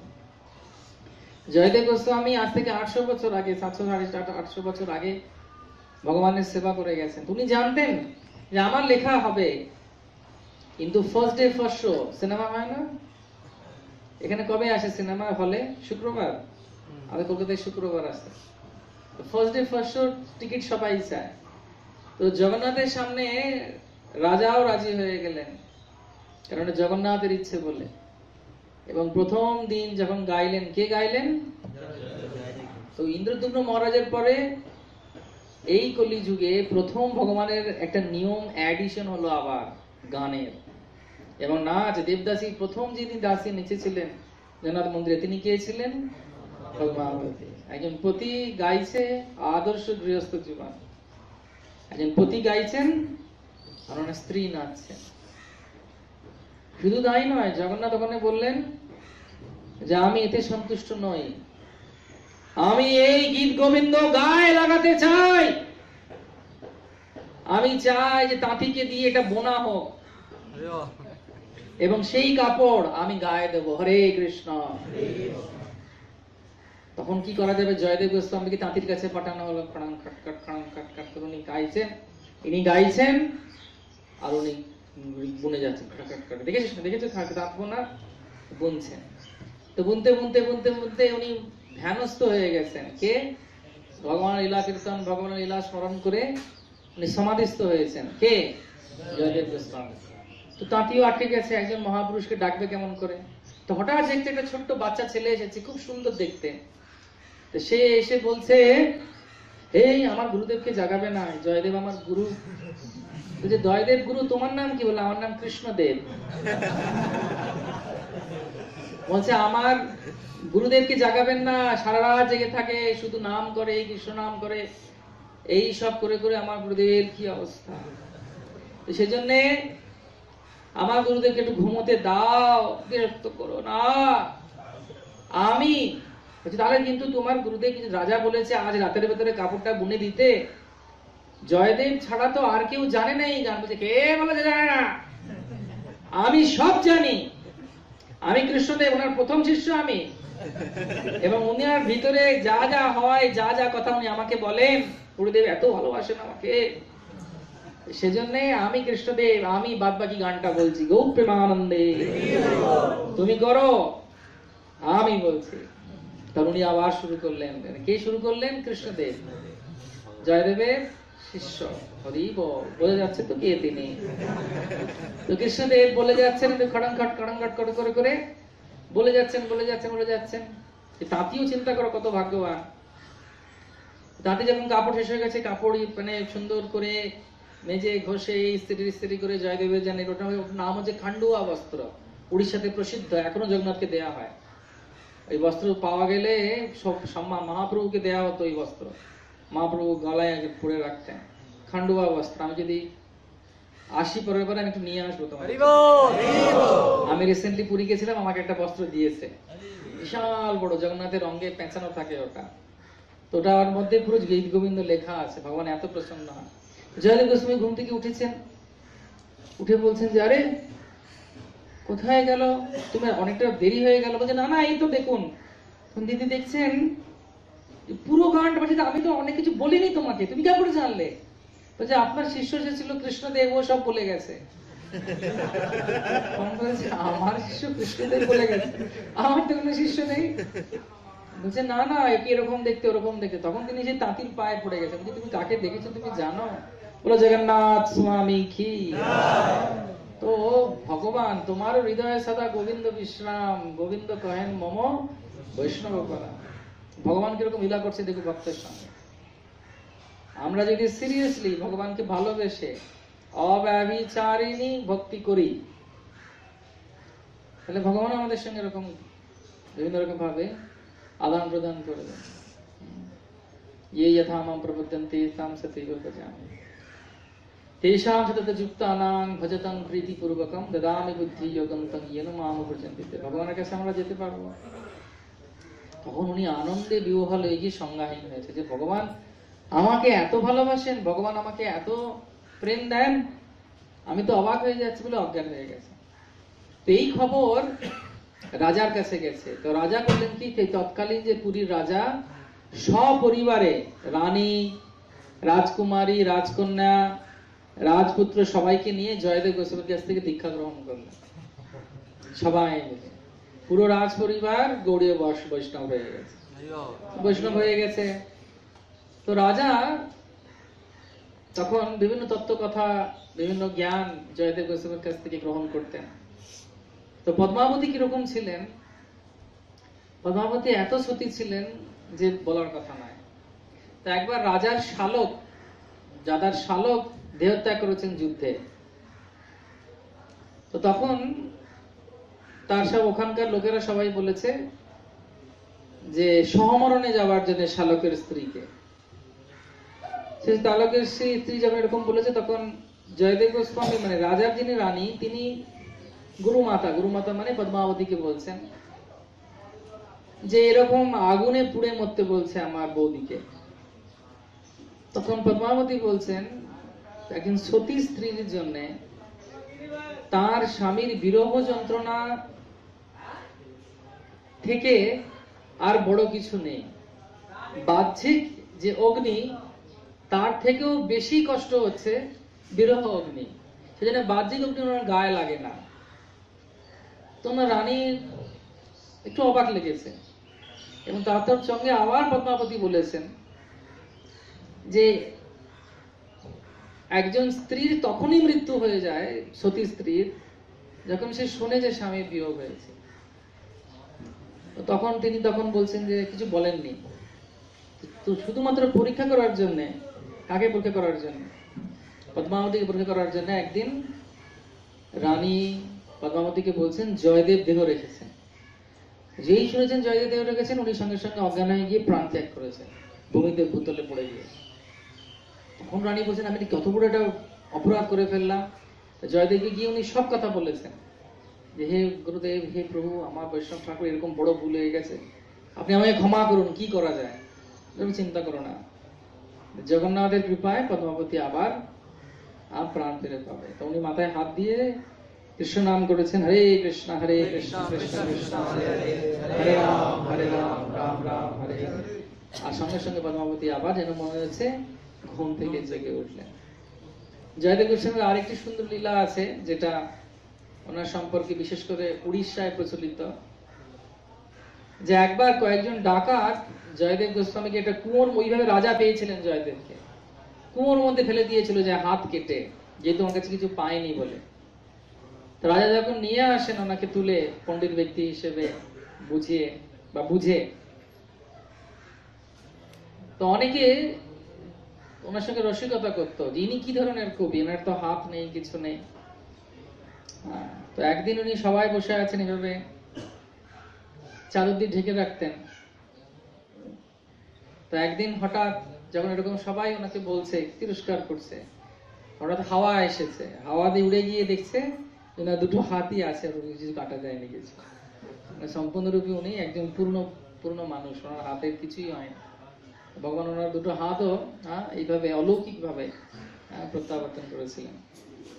তো সেই ডাকাত একবার যখন রাজসভায় এসেছিল, জয়দেব গোস্বামী জানতেন যে এই ডাকাতি আমাকে কষ্ট দিয়েছিল, তবু উনি রাজাকে বলে অনেক উপঢৌকন দিয়েছিলেন। কিন্তু এই পাপীদের ভার পৃথিবী নিতে পারে না। তো ফিরে যাবার সময় ধরিত্রী মা ভূকম্প করে পুরো এই ডাকাত দলটাকে গ্রাস করেছিলেন, যারা জয়দেবের চরণে অপরাধ করেছে। তো এইভাবে উড়িষ্যার সম্পূর্ণ নৃত্য, উড়িষ্যার সম্পূর্ণ জগন্নাথের কেন্দ্রে যে সমস্ত নৃত্য কৌশল এবং সংস্কৃতি, সবই জয়দেব গোস্বামী থেকে এসেছে। ওড়িশার নৃত্য কেউ নৃত্য করবে না যতক্ষণ না পর্যন্ত ওখানে শিববিগ্রহ জগন্নাথের থাকে। এখানে তোমরা দেখে থাকবে হয়তো। এবং অক্ষয় তৃতীয়ার সময় যে কোনো কবিতা, ভাবো আজকে কারোর কেউ নাচ প্রদর্শন করবে বা গান প্রদর্শন করবে, মানে কেউ পেন্টার কেউ আঁকবে। তো উড়িষ্যাতে অক্ষয় তৃতীয়ার সময় যখন ভগবান জগন্নাথের শিববিগ্রহর প্রতিভ মূর্তিরা বেরোন, মদন মোহন, শ্রীদেবী, ভূদেবী, কৃষ্ণ বলরাম রূপে, এবং পঞ্চপাণ্ডব আসেন, নৌবিহার হয়। নৌবিহার হয় না তোমাদের এখানে? হয় নৌবিহার। তো শাস্ত্রে বলছে দোলেচ দোল গোবিন্দ, বলো চাপে চ মধুসূদন, রথে চ বামন দৃষ্টা, পুনর্জন্ম না বিদ্যতে। দোলযাত্রায় দোলনায় যদি কৃষ্ণকে দেখা হয়, গোবিন্দ, দোলে চ দোল গোবিন্দ, চাপে চ মধুসূদন, চাপ মানে হচ্ছে নৌকা, চাপে চ মধুসূদন, চাপে নৌকা বিহারে মধুসূদনকে দেখা। এবং রথযাত্রায় জগন্নাথকে দেখলে আর পুনর্জন্ম হয় না। গৌর প্রেমানন্দ। এই সমস্ত জয়দেবের পরে এখনো পর্যন্ত জগন্নাথ পুরীতে যখন ভগবান শুতে যান, গীত গোবিন্দ গাওয়া হয়। এবং জয়দেব যতক্ষণ পর্যন্ত কৃষ্ণ ভক্ত থাকবে, কৃষ্ণ যে ভগবান এটা প্রমাণিত, যতক্ষণ পর্যন্ত কৃষ্ণ ভক্ত থাকবেন, কৃষ্ণ ভগবান আমাদের হৃদয়ে বিরাজমান হবেন, গীতা ভাগবত পড়া হবে, জয়দেবকে কোনোদিন কেউ ভুল দিতে পারবে না। তার কারণ হচ্ছে কীর্তি যস্য সজীবতি। এবং কীর্তি কার জন্য? কীর্তি ভগবানের জন্য কীর্তি। তো সেই জন্য তিরোভাব তিথি হচ্ছে বৈষ্ণবের একটি বিশেষ তিথি। আবির্ভাবের থেকেও তিরোভাবকে বেশি মাহাত্ম্য দেওয়া হয়েছে। তার কারণ যখন আবির্ভাব হয় তখন তার যে মাহাত্ম্য, তার যে গুণ, যার যে শরণাগতি, সেটা প্রমাণিত হয়ে থাকে না। যখন সে তিরোভাব হচ্ছে, তার এই সম্পূর্ণ জীবন যে সম্পূর্ণরূপে তিনি কৃষ্ণের চরণে সমর্পিত করেছিলেন, সেটা প্রমাণ স্বরূপ রয়েছে। এবং তিরোভাবের দিন তিনি অত্যন্ত প্রকট থাকেন এবং ওনাকে যা প্রার্থনা করা হয় তিনি দেন। এবং বলা হয়, এবং শাস্ত্রে মানে রিসার্চ করে পাওয়া গেছে, জয়দেব গোস্বামীর ওনার স্ত্রী একদিনই দেহত্যাগ করেছেন, একই সঙ্গে জগন্নাথ পুরীতে জগন্নাথকে স্মরণ করে। এবং সেই জন্য আজকের দিনটি বিশেষ দিন, কারণ আমরা বৈষ্ণবদের আশীর্বাদে পুষ্ট হতে গেলে ওনাদের সম্পর্কে আমাদেরকে জানতে হবে। এবং যখন আমরা জানবো, আজ ভালো লেগেছে ক্লাস জয়দেব গোস্বামীর, তো সেজন্য এই গীত গোবিন্দ, খান্ডবা বস্ত্র, জগন্নাথের নীতি, বৃত্ত, সবকিছু একজন ব্যক্তিকে নিয়ে। তিনি কে? জয়দেব গোস্বামী। এবং শ্রী চৈতন্য মহাপ্রভু অত্যন্ত প্রসন্নতা লাভ করতেন তিনিও মাঝে মাঝে কিছু পদ শুনতে চাইতেন এবং বলতেন রামানন্দ রায়কে, এটা বলো, ওটা বলো, এটা গাও, ওটা গাও, এবং তিনি শুনতেন। এভাবে বিল্লমঙ্গল ঠাকুর, তারপরে বড়চণ্ডী দাস, বিদ্যাপতি, এই চারজনের হরিকথা বা গান কীর্তন মহাপ্রভুর অত্যন্ত প্রিয় ছিল। তো আমাদের সবার প্রার্থনা করা উচিত যে আজকের দিনে জয়দেব গোস্বামীর বিশেষ কৃপা যাতে আমরা লাভ করতে পারি। এবং জয়দেব গোস্বামী যেভাবে জগন্নাথকে প্রসন্ন করেছিলেন, শিব বিগ্রহদের প্রসন্ন করেছিলেন, এবং তার সম্পূর্ণ 4 ভাবে ভগবানের সেবা করা যায়। ভগবান ভগবদ্গীতায় বলছেন, এক হচ্ছে জীবন দিয়ে, সব থেকে বেস্ট হচ্ছে ব্রহ্মচারী হয়ে যাওয়া, সব থেকে বেস্ট। অনেক জন্ম আমরা এপাশ ওপাশ নষ্ট করেছি। ব্রহ্মচারী আশ্রমে শুধু একটা জিনিস নেই, ইটিং, স্লিপিং, ডিফেন্ডিং আছে, মিটিং নেই। মিটিং এর বদলে মিটিং হতে পারে, ইষ্টগোষ্ঠী, হরিবল, কৃষ্ণ কথার যে ইষ্টগোষ্ঠী, সেটা হতে পারে। এই একটা জিনিস শুধু ব্রহ্মচারী আশ্রম নেই, বাকি সব আছে, সব এনজয়মেন্ট আছে। সেজন্য এটা হচ্ছে বেস্ট, কৃষ্ণকে দিয়ে দেওয়া। অনেক জন্ম দিয়েছে এপাশ ওপাশ, এটা ট্রাই মারতে অসুবিধে কি? না হলে তো আছেই, অসুবিধে নেই, ট্রাই মারতে অসুবিধে কি? সেজন্য ব্রহ্মচারী, যদি ব্রহ্মচারী মানে কি না, একটা জীবন আর কোনো রিস্ক নেবার দরকার নেই। সে যদি কেউ না পারে, কোনো অসুবিধা নেই, গৃহস্থ জীবনে যেতে পারে। তো প্রথম হচ্ছে জীবন দেওয়া, গৃহস্থ জীবনে থেকেও জীবন দেওয়া যায়। ব্রহ্মচারী লাইফ হচ্ছে ফ্রি লাইফ। ফ্রি লাইফ মানে অনেক টেনশন কম। বলা হচ্ছে যখন পরীক্ষিত মহারাজ সব ছেড়ে 7 দিনের জন্য চলে যাচ্ছিলেন, কার কাছে? সুখদেব গোস্বামীর কাছে। তখন কি কি ছেড়েছিলেন উনি? তো 97% উনি ত্যাগ করেছিলেন। শ্লোকে আছে, প্রভুপাদ বলছেন 97% মানে ওর মধ্যে গরু, ঘোড়া, লোক, লস্কর, সম্পত্তি, স্ত্রী, পুত্র, কন্যা, ঘর, বাড়ি, জমি, প্যালেস, অন্যান্য রাজত্বে তার এই যে জিনিস, এগুলো সব নিয়ে শতকরা বলতে গেলে 97% হয়। আর 3% নিজে নিয়ে গেছিলেন নিজের সঙ্গে। সেটা কি? তার মন, তার শরীর, তার বডি, তার শরীর, তার মন, আরেকটা কি আছে? যাই হোক, আমি ভুলে যাচ্ছি। এই 3টে জিনিসে 3% হয়। তো ব্রহ্মচারী যদি 3% দায়িত্ব থাকে, আর বাদ বাকি 97% হচ্ছে, এখানে বলা হচ্ছে, প্রভুপাদ বলছেন 97% দায়িত্ব নিতে হবে। ওর মধ্যে গরু, ঘোড়া, ছাগল, ভেড়াও আছে। হ্যাঁ, ওরাও তোমার উপরে নির্ভরশীল হবে। গ্রীষ্মকালে দুটো বৈশাখ জ্যৈষ্ঠ কালে কুকুর বিড়াল তো ঘর থেকে তাড়াতে নেই, এটা গৃহস্থের লক্ষণ নয়। ও পাপ হবে। একজন ঋষি ছিলেন, সেই ঋষি স্নান করে এসেছেন, মাথায় বিশাল জটা ছিল। জটা দেখে পাখির বাসা ভেবে দুটো পাখির ডিম পেড়ে চলে গেছে। জটা শুকোতে তো সময় লাগে, জটাটা খুলে উনি বসে আছেন, জটার মধ্যে ডিম পেড়ে দিয়ে চলে গেছে বাসা ভেবে। তো তিনি স্থিরভাবে বসেছিলেন যতক্ষণ না পর্যন্ত পাখি বড় হয়ে উড়ে না চলে যায়। দিয়ে ওনার মধ্যে গর্ব এসে গেছে যে আমার এত অবস্থা, আমি এতদিন ছিলাম। তখন দৈববাণী হয়েছে যে তুমি এত অহংকার করো না, তোমার এই অহংকার চূর্ণ করার জন্য একজন পৃথিবীতে রয়েছেন, তার সঙ্গে গিয়ে দেখা করো। তিনি হচ্ছেন জনক মহারাজ, যিনি মিথিলায় আছেন, সীতা দেবীর বাবা, তিনি রাজ ঋষি। তার কাছে গিয়ে তুমি তার সেবা করো। এই যোগীকে বলছেন ওরা গিয়ে সেবা করতে। সেই জন্য ব্রহ্মচারী আশ্রম হচ্ছে সব থেকে বেস্ট আশ্রম। জীবন দিয়ে দেওয়া সব থেকে ভালো। জীবন দিতে পারছি না তো দ্বিতীয় কি না, আমার ট্যালেন্ট দিয়ে আমি একটু ট্যালেন্ট মানে আমি গান গাইতে পারি, তো ভগবানের জন্য গাই। ভগবানের কারা কারা গান গাইতে ভালো লাগে, কাদের ভালো লাগে গাইতে? অনেককে, কিন্তু সুর ছন্দ আছে তো। একটা ছেলে, একটা বাচ্চা ছেলে তার একটা বন্ধুকে বলছে আমার বাড়িতে না সবাই গান গায়। বলছে কেন রে, তোর বাড়িতে সবাই গায়ও? বলছে না রে, বাথরুমের দরজার ছিটকিনি নেই।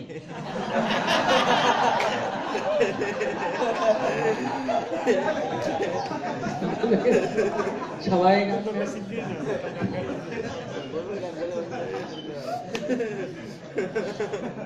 অনেকে পরে হাসছে, এখন বুঝতে পেরেছে।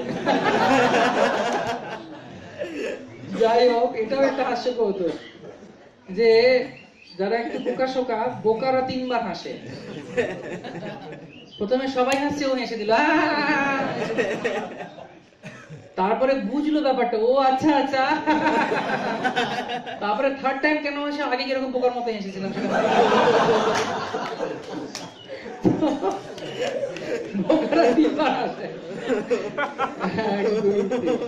তোমরা সব চালাক, চিন্তা নেই। তো দ্বিতীয়টি কি, প্রথমটা কি? জীবন। প্রভু বলেন জীবন দিয়ে দাও। যেমন আমাকে বলেছিলেন আমার অনেক গুরুবর্গরা, আরে একটা জীবন দাও না, অসুবিধে কি আছে, চেষ্টা করো। চেষ্টা করতে করতে করতে চলছে মোটামুটি গাড়ি, অসুবিধে হচ্ছে না, চলছে গাড়ি। সেজন্য জীবন, প্রথমটা হচ্ছে জীবন, দ্বিতীয়টা কি? বুদ্ধি। কেউ গান করতে পারে, কেউ গাইতে পারে, কেউ বাজাতে পারে, কেউ বুক ডিসক্রিপশন করে, কেউ কারো লেখা খুব ভালো, কেউ কম্পিউটারে ভালো কাজ করতে পারে, কেউ বিগ্রহ অর্জন করতে পারে। যার যে ট্যালেন্ট সেটা কৃষ্ণকে দেওয়া হচ্ছে। ঠিক আছে, আমি জীবন দিতে পারলাম না, ট্যালেন্টও দিতে পারছি না, আমার ট্যালেন্ট কিছু নেই প্রভু, আমি একদম মুখ্য সূক্ষ্ম মানুষ, কিছু জানি না, ঠিক আছে, আর জীবনও দিতে পারছি না। তার জন্য থার্ড আছে, সেটা কি? সেটা হচ্ছে টাইম। মন্দিরে কিছু সেবা আছে, মন্দিরে সেবা করো, বেশি সেবা আছে, সেবা করো। তুমি কিছু পারো না, ঠিক আছে, আলু কাটতে পারবে? হ্যাঁ, সেটা পারো। আর তুমি ঝাড় দিতে পারবে? হ্যাঁ, চেষ্টা করে দেখি, করো। তুমি নগর সংগীতে একটুখানি করতলা যেতে পারবে? না, পারবো না। আচ্ছা, হেঁটে যেতে পারবে কি সঙ্গে? হ্যাঁ হ্যাঁ, তো তুমি টাইম দাও, কিছু টাইম দাও। সপ্তাহে কত 7 × 24 মধ্যে 7 × 3, 3 × 7 21 ঘন্টা সময় দাও সারা সপ্তাহে, 3 ঘন্টা করে। আমাদের IYF এ আছে, আমরা ফর্ম ফিল আপ করি, উইকলি কত ঘন্টা দিতে পারবে? বলতে দেখো ব্যস্ত তো অনেক, ইন্দ্রতীর্থের অনেক জিনিস, তো খুব ব্যস্ত সবাই। ওদেরকে জিজ্ঞেস করা হয় তুমি কত ঘন্টা দিতে পারবে, আস্তে আস্তে বাড়ে। অনেকে আবার বাড়তে বাড়তে বাড়তে বাড়তে 24 ঘন্টাই হয়ে যায়, তারপরে হারে গেছে। কিন্তু অনেক বলে না 24 ঘন্টা দিতে পারবো না, ঠিক আছে তুমি 2 ঘন্টা দিয়ে করো। রিসেন্টলি একটা ছেলের সঙ্গে দেখা হয়েছে, বলছে প্রভু আমি সেবা শুরু করে দিয়েছি। আমি বাহ, কি সেবা করছো? বলছে চরণামৃত দিচ্ছি। আল্লাহ কখন? বলছি গুরু পূজার ঠিক পরে। কতক্ষণের জন্য? 10 মিনিটের জন্য। খুব ভালো, খুব ভালো, ভেরি গুড। চরণামৃত দেয় তো ওই সেবাটা আমি করবো, কারণ ওটা পরেই অফিস চলে যাব, আর প্রসাদটাও পেয়ে নেবো। তো তাড়াতাড়ি 10 মিনিটের সেবা শেষ। আর একটা বড় সেবা চরণামৃত দেওয়াটা, মানে সবাই দিতে পারে না প্রভু, এই হাত তুলসী এইভাবে দিতে হয়, আর্ট আছে শিক্ষা, হ্যাঁ আমি শিখছি তোমার কাছে, তো শিখছে। তো যাই হোক, যা কিছু সেবা হোক না কেন, সব সেবাই সমান সেবা। কখনো বলা হয় না যে তুলসী ছোট বড়, আমাকে বড় তুলসী দিন, বলে কেউ? মানে এইরকম বড় একটা তুলসী আমাকে দিন। তুলসী ছোট দিক আর বড় দিক, তুলসী তুলসী। এখানে আধ্যাত্মিক জগতে সেবার কোনো বড় ছোট হয় না। যে ক্লাস দিচ্ছে সেই বড়, যে টাকা আনছে সেই বড়, তা নয়, সবাই একই সেবা। যেন আধ্যাত্মিক জগতে অনেক পাখি আছে সুন্দর সুন্দর, চক্রবাক, হংস, কোকিল, কিন্তু যখন ভ্রমর গায় সবাই চুপ হয়ে যায়। কেন ভ্রমর গায়ে চুপ হয়ে যায়? কারণ ভ্রমরের আওয়াজ কার পছন্দ? শ্রীমতী রাধারানীর খুব পছন্দ। সেই জন্য ছোট্ট। তুলসী কি পদ্মের মতো সুগন্ধি, গোলাপের মতো সুন্দর? কিন্তু সবাই যখন তুলসী মহারানী বৃন্দাবনে আসেন, সবাই কি বলে? বৃন্দাবী তুলসী দিব্যি প্রিয়াবী কেশবস্যা কৃষ্ণ ভক্তি পদে দেবী সত্যভক্তি। জানে সব সেবা ঠিক আছে, আমি পাচ্ছি না, আমি আসতে পারছি না, লেট মি ট্রাই, আমি একটু শুরু করি, আমি একটু সময় দিই। বুঝে গেছে? প্রথমটা কি? বেস্ট কি? দ্বিতীয়টা কি? চতুর্থ, থার্ড কি? এই তিনটে যে যেতে পারবে না, এই তিনটে দিয়ে লোকে টাকা রোজগার করে কলিযুগে। জীবন দিয়ে, ট্যালেন্ট দিয়ে, আর টাইম দিয়ে। টাকা আনে, টাকা। সেই টাকার একটা পার্সেন্টেজ মন্দিরে দাও, হইব নিত্য সেবা মেম্বার হয়ে যাও। কারণ এই তিনটে জিনিস দিয়ে তুমি টাকা আনছো। কি কি জিনিস দিয়ে? তোমার জীবন, তোমার ট্যালেন্ট, আর তোমার টাইম। যখন তুমি টাকা দিচ্ছ, টাকাটা তখন কি হয়ে যাচ্ছে? এই তিনটে জিনিস হয়ে যাচ্ছে না, তিনটে জিনিসের একটা সাবস্টিটিউট। সাবস্টিটিউটের বাংলা কি? একটা বিকল্প, ছোট বিকল্প। এই জন্য whatever you are earning, কিছু টাকা তুমি যেটা রোজগার করছো তার একটা পার্সেন্টেজ মন্দিরে দান করা উচিত। তাহলে এটা স্পিরিচুয়ালাইজড হয় সময়। সেজন্য জয়দেব গোস্বামী সম্পূর্ণরূপে জীবন দিয়েছিলেন কৃষ্ণের জন্য। সেই সময় এখন নেই। এখন গৃহস্থ হলে অনেক দিকে ঝামেলা সামলাতে হয়, তাই না? আজকালকার দিনের কথা ভেবে প্রভুপাদ একটা হাস্য কৌতুক করতেন। প্রভুপাদ বলতেন, সানডে পাপা, শুনেছো সানডে পাপা? একটা ছেলে, কারণ বাবা এখনকার দিনে কিরকম, এখানে কলকাতাতেও হয়, সকালবেলা ছেলে ঘুম থেকে ওঠার আগে বাবা অফিস চলে যায়, আর ছেলে ঘুমিয়ে পড়লে রাত্রেবেলা বাবা ফেরে। তো মাকে একদিন ছোট বাচ্চা ছেলেটা রোববার দিন ছুটি থাকে ওখানে কলকাতায়, রোববার দিন জিজ্ঞেস করছে, এই রোববার আর শনিবার করে একটা লোক বাড়িতে আসে, রোজ থাকে আমাদের সঙ্গে, লোকটা কে? বলছে সে কি রে? তোর বাবা। যে বাবা, ও সানডে পাপা। সানডে পাপা মানে শুধু রোববার দেখে ছেলেকে, সব ছেলের সম্পর্কই নেই। এটা হচ্ছে গৃহস্থ জীবন এখনকার, ভেরি ডিফিকাল্ট। সেজন্য কৃষ্ণ সুযোগ দিয়েছেন প্রভুপাদের মাধ্যমে আমাদের সুন্দর সংস্থা করে, সেখানে খুব সুন্দরভাবে তোমরা সবকিছু পালন করছো। তোমরা সবাই ভালো থাকবে। আরো অনেক প্রোগ্রাম আসছে আজকে বিকেলে এবং কালকে সকালেও। হরে কৃষ্ণ। কোনো প্রশ্ন আছে কারোর? তাহলে প্রশ্ন আমরা নিতে পারি। গীত গোবিন্দের সম্পর্কে শ্রীল প্রভুপাদ এখানে বলেছেন, আগে প্রভুপাদের সবগুলো অধ্যায় শেষ করে যদি তোমার কাউন্সিলর মনে করেন যে তুমি যোগ্য, তাহলে আমি এখনো পর্যন্ত গীত গোবিন্দ পড়িনি। হরে কৃষ্ণ। এবং সেটা খুব অ্যাসেটোরিক। অ্যাসেটোরিক মানে রাধারানীর অঙ্গের কথা বলা হচ্ছে, রাধারানীর বিভিন্ন অঙ্গের কথা বলা হচ্ছে গীত গোবিন্দতে। Can you imagine? এবং আজকেই পড়ছিলাম, প্রভুপাদ বলেছেন যশোদার, যখন যশোদা ধরতে যাচ্ছে কৃষ্ণকে, Srimad Bhagavatam 10th canto 9th chapter, 9th chapter আমার মনে হয় ফার্স্ট শ্লোকা, না 3rd 4th শ্লোকটা আনতে পারবে? শ্রীমদ্ ভাগবতম প্রভুপাদ কার উপর মনন করতে বলেছেন? এনিওয়ে, কোনো অসুবিধা নেই। প্রভুপাদ বলছেন তাৎপর্যতে যে আমাদের যশোদার এই মার রূপের উপরে মনন করা হচ্ছে, যে ওনার কি হচ্ছে। প্রভুপাদ কোনোদিন বলেননি যে গীত গোবিন্দ জয়দেব গোস্বামী রাধারানীর অঙ্গের উপরে, কারণ ইট ইজ ভেরি ডিফিকাল্ট। এই যে একটা গান আছে না খুব সুন্দর, কুচো মন্ডল হে, কি যেন ওটা, সীতা কামালা কুচ মন্ডলা, it is very esoteric. Esoteric মানে খুব ডিপ। আর দশমতা স্তোত্র আমাদের আছে, যথাযথ তুমি গাইতে পারো। যেমন তোমার ধরো প্রলয় পয়দি জলে বিদ্যমান বেগম কেশব ধৃত মৎস্য শরীর দয়া, এগুলো গাওয়া যেতে পারে। তারপরে আমরা একটা গাই কিছুটা, তবকার কমল পরে নখম অদ্ভুত শৃঙ্গাম, এগুলো গাই।